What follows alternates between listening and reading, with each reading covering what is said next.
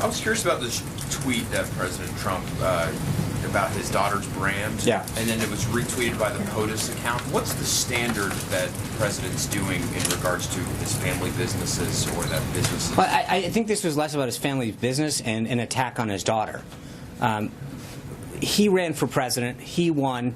He's leading this country. And I think for people to take out their concern about his actions or his executive orders on members of his family, he has every right to stand up for his family and applaud their business activities, their success.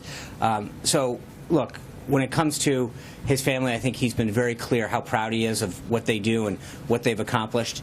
And for someone to take out their concern with his policies on a family of his is not acceptable, and the president has every right as a father to stand up for them. I'm going to go to Norma Garcia from KXTX. Thank you.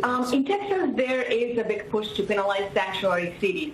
In this state and other states around the country, there is a growing concern among undocumented immigrants whose lives are deeply rooted in the United States and who have no criminal records. My question is this administration ready to tackle comprehensive immigration reform? If so, can you give us a timeline for it? If not, what is the plan to deal with undocumented immigrants who live in this country long term? Thanks, Norma. I think, this has come up several times. I don't think that anybody doubts the president's concern or priority that is placed on immigration.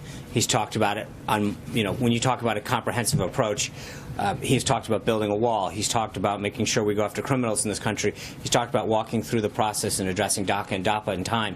I think this is a big problem. There's no question that both on the security side and on reforming the current immigration system that is so clearly broken, that he is walking through this already, both in terms of executive action, and then we'll continue to work through Congress. So to your question about the timeline, I think he's already enacting several pieces of it, and he's going to work with Congress to get further down that. Eamon Javers.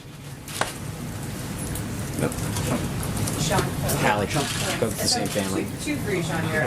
Playing off of a question from back from Daniel there on the business activities that you described the president taking offense to. Nordstrom has come out and says this was not a political decision, it was a business decision. Right. Ivanka Trump, as you know, has said she has divorced herself, separated herself from a business. So how is she being treated unfairly if she's not a part I think of there's clearly a targeting of her brand, and it's her name still out there. Well, so she's not directly running the company. It's still her name on it, and there's clearly efforts that to undermine based on her father's positions on particular policies that he's taken. This is a direct attack on his policies and her name and so that there's clearly an attempt for him to stand up for her because she is being maligned because they have a problem with his policies. John Roberts. Sean, right. And actually to clarify that, the timing of that tweet, it looked like it was right after his president, PDB, during, can just... I've heard the conjecture. He was free when that happened. Thank you for second asking. question was on the No, that was lawsuit. actually, that's two. Oh, I'm sorry. That was a clarification of the one. The president